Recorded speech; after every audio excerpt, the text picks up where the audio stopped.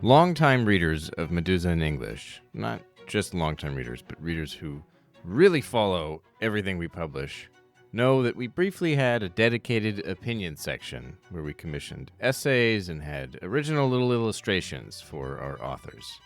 We published some great stuff, though none of the authors are very happy with the cartoons we made. But it was also very difficult work that became even more challenging and ideologically fraught when Russia launched its full-scale invasion of Ukraine and plunged the West into a new discourse on Russia that narrowed the space for acceptable debate. The Moscow Times has published op-eds for decades, and its opinions desk remains a platform for some of the field's best and brightest. To talk about that work, I'm joined today by the opinion editor of the Moscow Times, Charlie Hancock. Welcome to the Naked Pravda.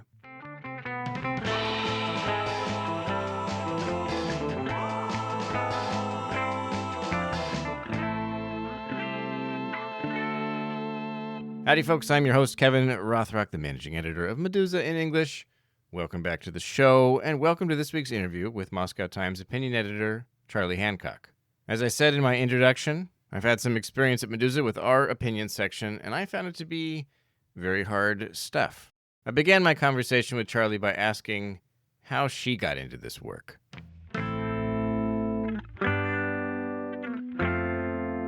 So I'm from a military background. Okay. My dad was in the Royal Air Force. And when you grow up with that, geopolitics is always in the room.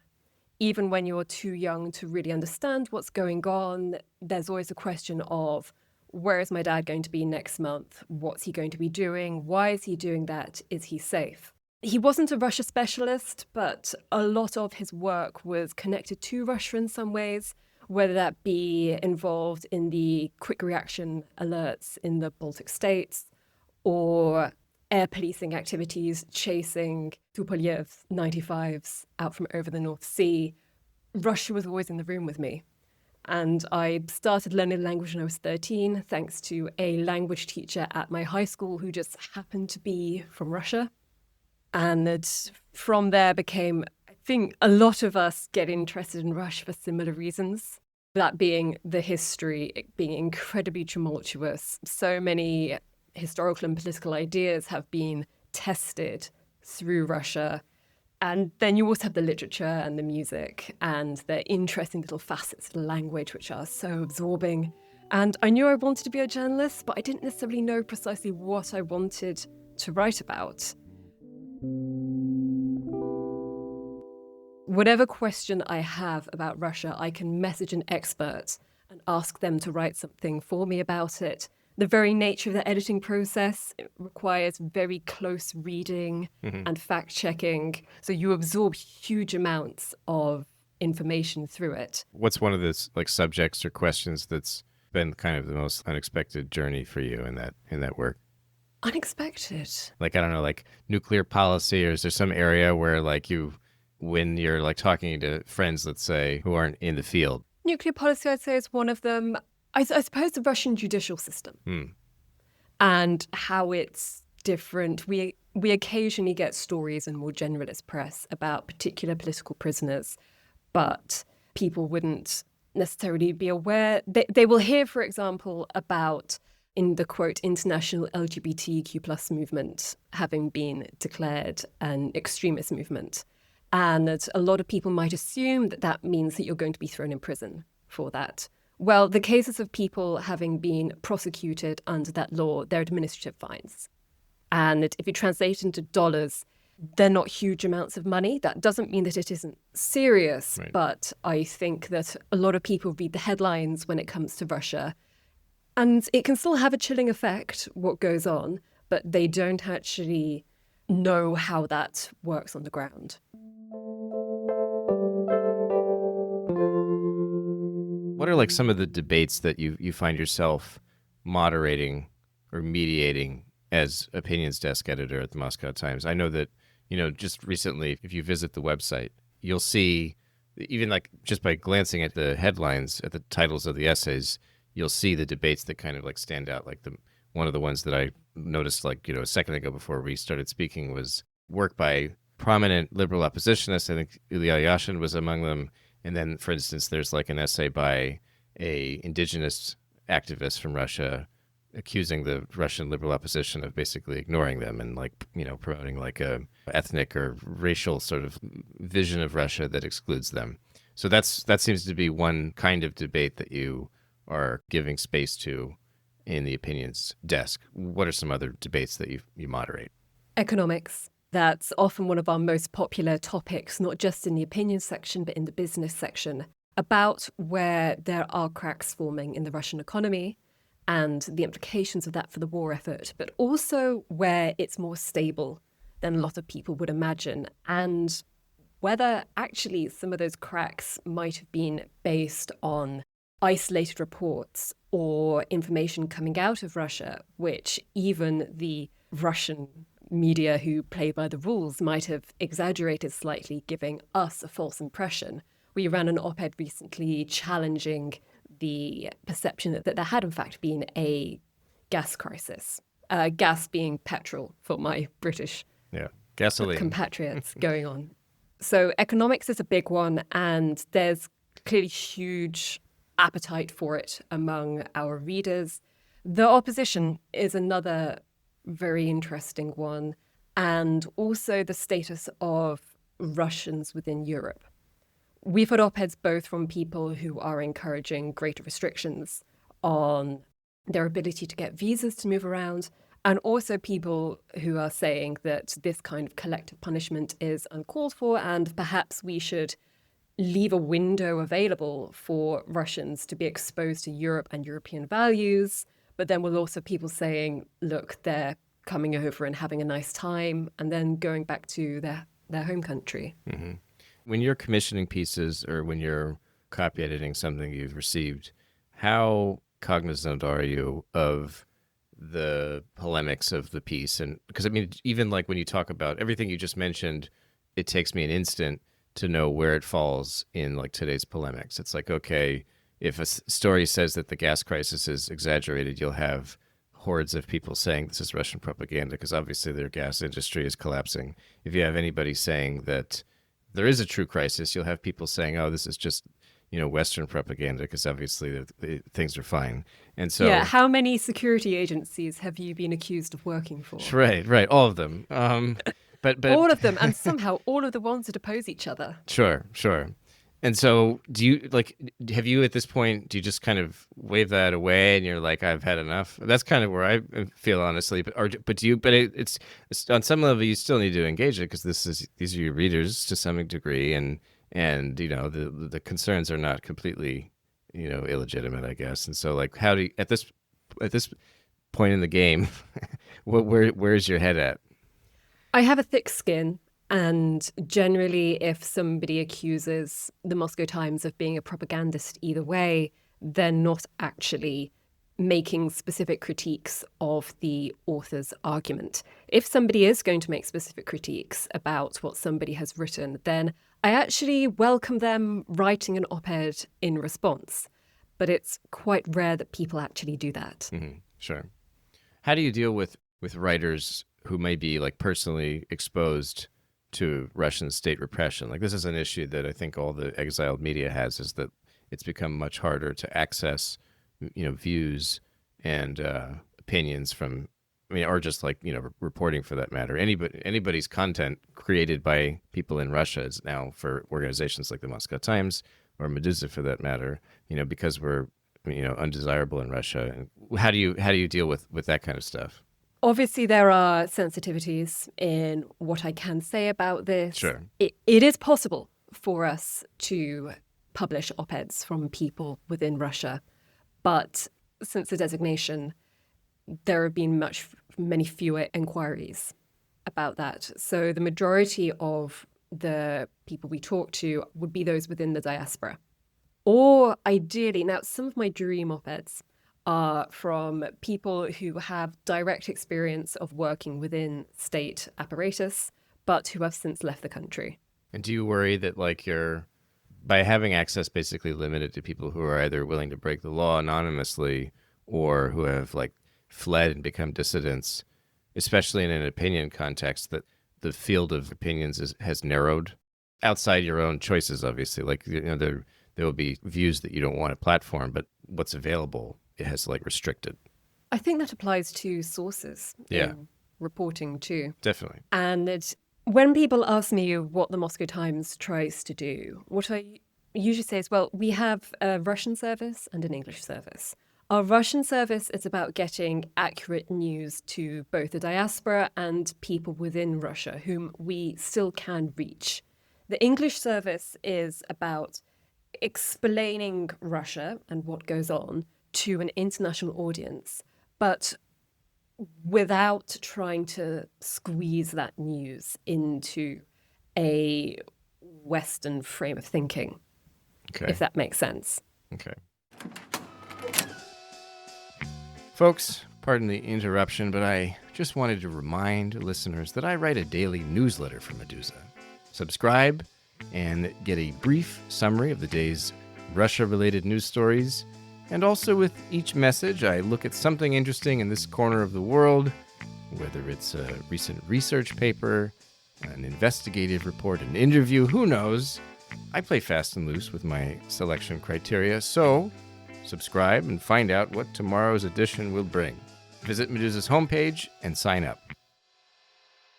I sometimes notice when reading op-eds in more generalist mainstream media by foreign affairs commentators, not necessarily Russian experts, that they will phrase particular events in a way that either sensationalizes, exaggerates, or is just divorced from the actual context of what goes on there.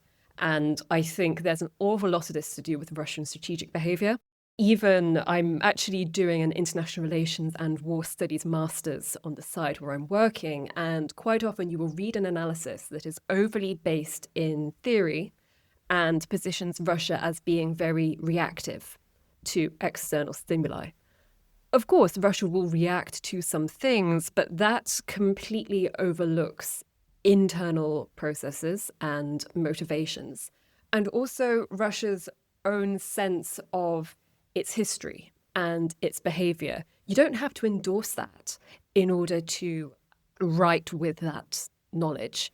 But if you want to actually give people an understanding of what is happening and allow them to perhaps anticipate future events, then that is essential. So what are some red flags that readers should look out for if it turns out they're reading something like you just described? Good question. I mean, you kind of answered this maybe a bit, as you were saying that if they don't touch on the local context enough. But does that mean that are you looking out for, like, I mean, I suppose on some level I do this. It's like if someone's written something about Russia, I'll give it a quick glance and see, like, are they mentioning individuals beyond other than like Putin? You know, like that. That's a big one. I will often judge the quality of a bookshop by what percentage of its books about Russia are books about Putin specifically. Mm-hmm. Mm-hmm. So yeah, that's a big one, I suppose. I think also, on the one hand, Russian provocations against Europe are certainly noteworthy, but there's a genre of op-ed which is incredibly simplistic. They ignore that what we call Russian hybrid warfare is actually Russia's deterrence strategies. They actually use the phrase hybrid warfare to refer to their interpretation of a lot of Western actions. Right. I think there are some examples, and this isn't so much an op-ed, but it's in international communication about this.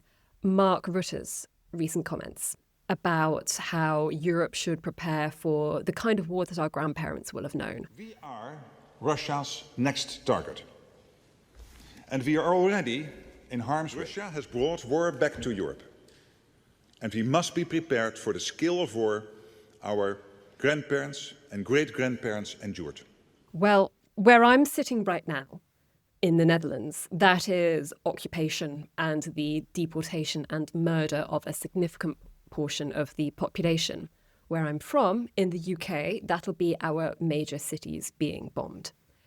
There are certainly military threats ongoing. However, those two scenarios are incredibly unlikely.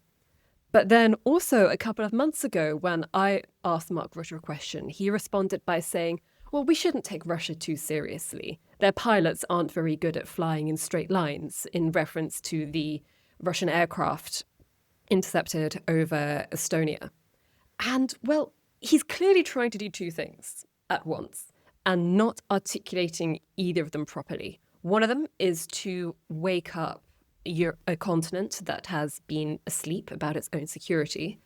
And the other is to make it so that the threat from Russia doesn't appear to be so enormous that it's futile to try and rearm against it. Okay. Or when it comes to other analysis of the war, you'd have people writing, this one weapon will change the game for Ukraine on the ground, which is not how warfare works. When commissioning work for the opinion page, are there necessary sort of provocations? This is maybe, I imagine this question is slightly different as to what debates are you curating. This is more, are there like specific provocations of readers that you seek out, maybe along the lines of, you're reviewing comments by someone like Mark, and you decide that he's failing in some attempt at some kind of, influencing public opinion and so on. Were you tracking news and you'll decide for yourself, like, I want to provoke readers with this. I think like there's like a provocative argument to be made, and you'll seek out someone to make it. Is that part of the workflow, or do you think of your job as like necessary provocations, or is that not enter into it? It's a combination of the two. Okay. And I'd maybe question the word provocation, because I'd like what I publish to have more substance behind it than just trying to get a reaction. If I think there is a question to be asked about something, I will try and seek out somebody to answer that question. Similarly, I am open to op-ed commissions, arguing all kinds of things, provided they are well backed up. Mm-hmm. But people with some views are much more likely to submit a pitch in the first place. Right. I saw that just yesterday, the EU imposed sanctions on a series, I think it was like 4 or 5 Russian social scientists, and some of them were like, it was like Fyodor Lukyanov, Dmitry Suslov, Ivan Timofeyev, and maybe an organization or two. I don't have the list in front of me right now, but they're subject to sanctions or something like this. I don't know if it was freezing accounts, or probably more than anything, just singling them out for not being allowed to come is my guess. But at any rate, the grounds, as I understand them, are largely based on like just what they write. Not that they've committed crimes per se, but that they're amplifying Kremlin propaganda, facilitating disinformation, stuff like that. Essentially, the allegation is, I suppose, that they're lying and that they're in cahoots with the regime. But ultimately, it's like you wrote bad stuff. Like that's the kind of like claim. And so I wonder, Lukyanov, I believe, has been on this podcast before the war. Obviously, I don't think he would talk to us now, but he speaks great English. He's like a pretty affable guy. And of course, he hosts Putin at Valdai now. And I think he maybe did that before as well. But at any rate, he's like, he didn't leave. He's not opposed to the war in any, public way. And, now he's sanctioned by the EU. I wonder, you're operating there. You're based in Amsterdam. I think that would probably legally bar you from soliciting an op-ed from him. Not that you were... We pay for op-eds, so okay, I believe it would. There you go. Can't do it. And, maybe you had no interest in it anyway. But, like, how does that kind of, like, legal and political environment affect your work at all? Never something I've come up against. Okay. Does it weigh on you in some, philosophical sense that do you feel, like, suffocated at all by that kind of, like, political environment, or do you feel like, well, this is like this is a necessary precaution, or I don't know, something along those lines? Again, that's just never. I've actually hadn't thought about that until it's brought up, in large part because it's not a situation that has ever presented itself to us. Okay. I mean, people who would be arguing a pro-Kremlin position don't tend to read the Moscow Times, and certainly don't pitch me articles.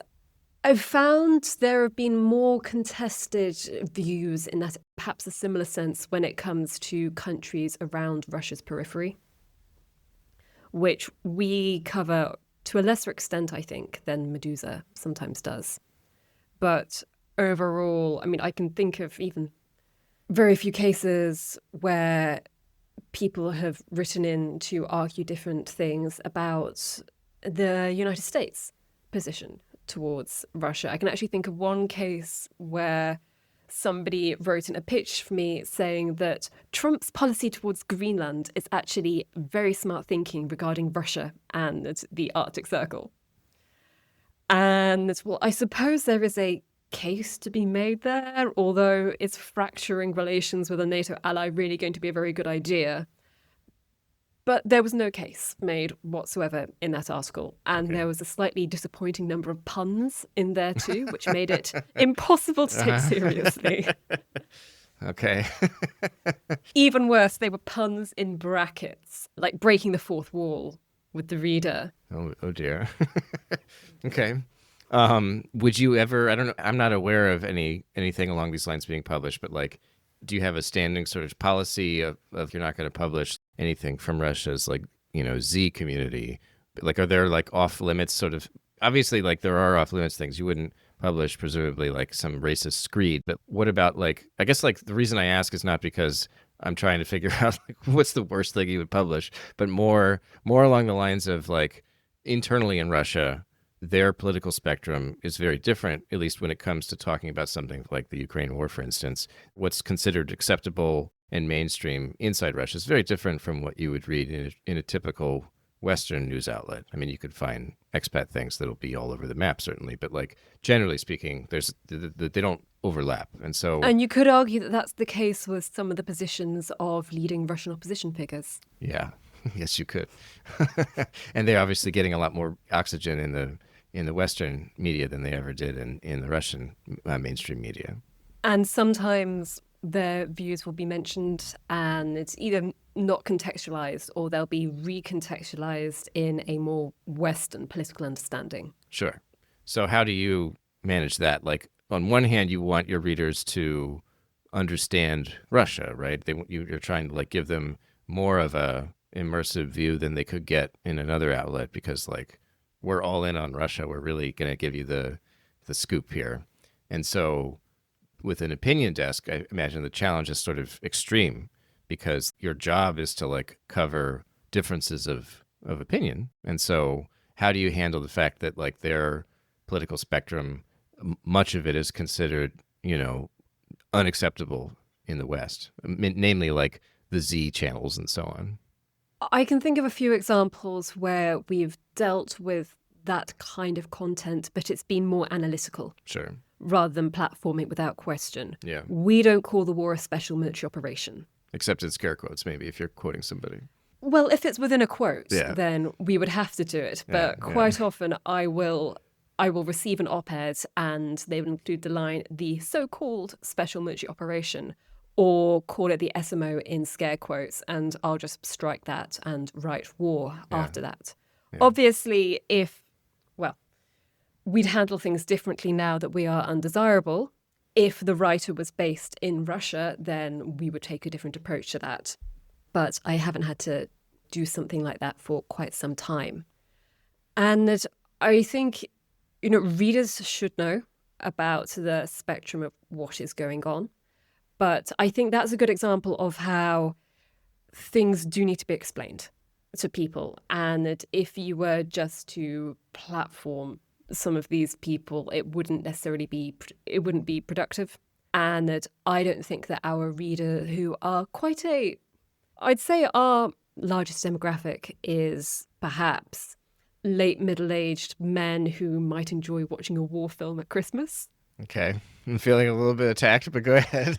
Don't worry. I know several people like that. Yeah, good. But also we have people with professional backgrounds in Russia, whether that be in the business world or in diplomatic and military circles, but then also people who are just generally slightly interested in what's going on.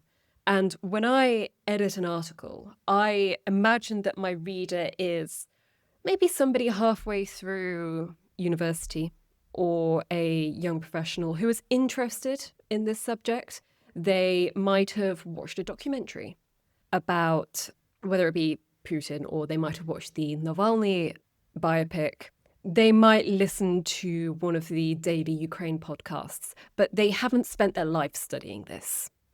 So some of the most frequent revisions I ask authors to make is, please explain this more simply. Or you're assuming an awful lot of context here, which the reader just probably won't have. And that's a particular challenge, actually, when it comes to commissioning or translating op-eds from Russian writers. Obviously, there you have knowledge from within the country and the cultural context, which is fantastic, but they often write as if the reader already has that context. So I have to add it. And if it's translated from our Russian service, which I sometimes do, then it's specifically going to be written for somebody who understands that. Yeah. And also sociologists consider Russia as having a very high context communication culture, whereas in the United Kingdom and the US, we have much lower ones.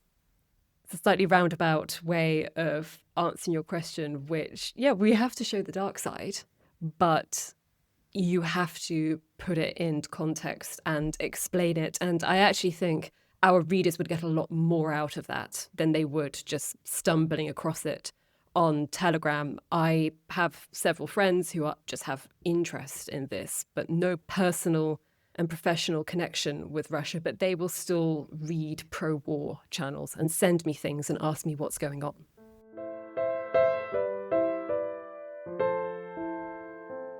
Before we close out here, is there one op-ed or analytical piece that you'd like to tell readers to go check out if they want a real sampling of the Moscow Times opinions section?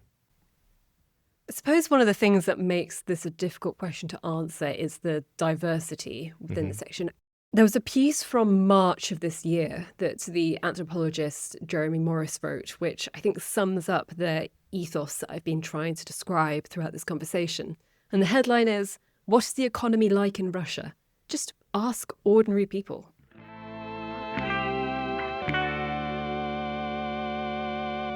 Thanks for listening, folks. That's this week's show. As always, check out Medusa's homepage for our reporting on Russia, Ukraine, and the surrounding region.